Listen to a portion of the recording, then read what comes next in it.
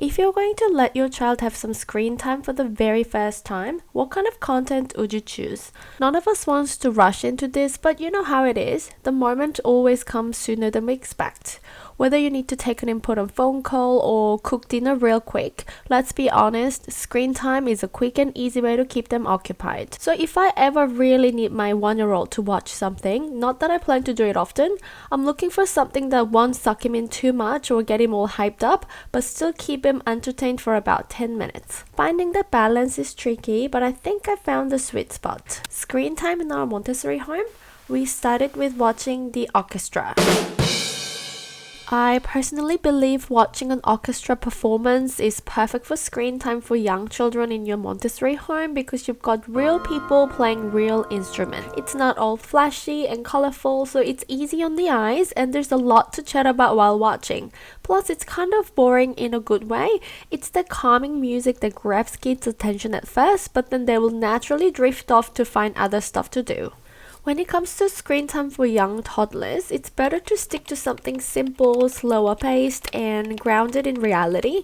One thing I recommend avoiding is searching for baby cartoons on YouTube and picking the first thing that pops up.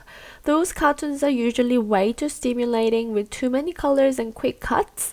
They are not really suitable for toddlers who have never been exposed to screens. Transitioning away from screens can be tough. Those animations like Cocomelon or Ping Fongs are just too much and they make it incredibly difficult to end screen time for your child. Since Alina hardly watched anything super stimulating at home before she turned 3, except for those occasional orchestra while I cook dinner, it's been pretty easy to keep the viewing time under control. By the time dinner's ready, Alina usually loses interest in watching TV and finds something else to do, so we rarely have any issues with turning the TV off when it's time. Now that Alina's 4, she understands the rules and boundaries better, which makes it even easier to manage.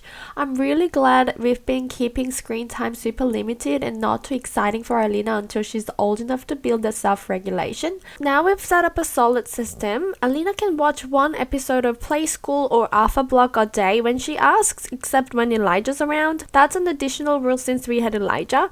I love these shows because they are not just entertaining but actually educational too, especially alpha blocks. They are awesome for kids who are starting to get interested in reading the alphabet. You can find them on YouTube. I'll share the link below. Sometimes when she goes to a friend's place, she might watch a movie or something for longer than an hour, but that's okay. I've found that as long as we have clear rules at home, even if she gets overstimulated elsewhere, it doesn't really mess up what we have at home. So how do you introduce screen time to a toddler for the first time? Now that you've chosen content that's simple, slower paced, and grounded in reality, what's next? Set clear boundaries. Until your child is 18 months old at least, try not to make screen time a daily thing. Honestly, I would do everything I could to put it off as long as possible, but when you do let them watch something, start with just 10 minutes or less. And when the time's up, stick to it no matter what. Follow up with activities. After screen time, engage in related hands-on activities. For example, after watching a show about making spinach pancake for breakfast, Alina and I decided to grow spinach in our garden and make spinach pancakes together. And she absolutely loves making something she watched in the show. It makes her enjoy the activity even more. For Elijah, he's never watched anything, but we've already introduced him to the violin that Alina got as a Christmas gift last year, so I think he's gonna enjoy watching the orchestra. 안 치는 건 안 돼.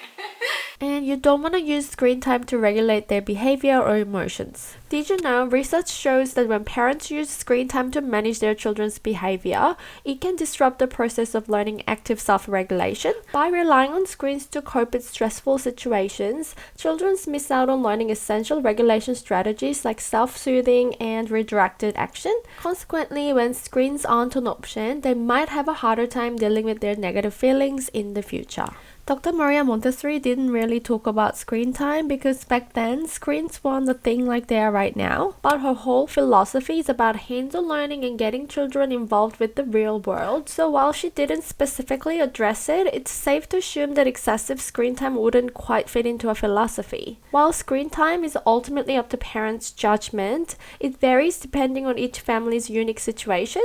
Every household is different, so there's no one-size-fits-all approach aside from the guidelines guidelines available, so don't feel too guilty about a bit of screen time as long as you've set clear boundaries that suit your own situation. I hope you enjoyed today's video. If you did, don't forget to give it a thumbs up. On this channel, I create content about Montessori parenting. If you're interested in watching more, consider hitting the subscribe button and turning on notification bell for future content. Thank you for watching, and I'll see you in the next video. Bye!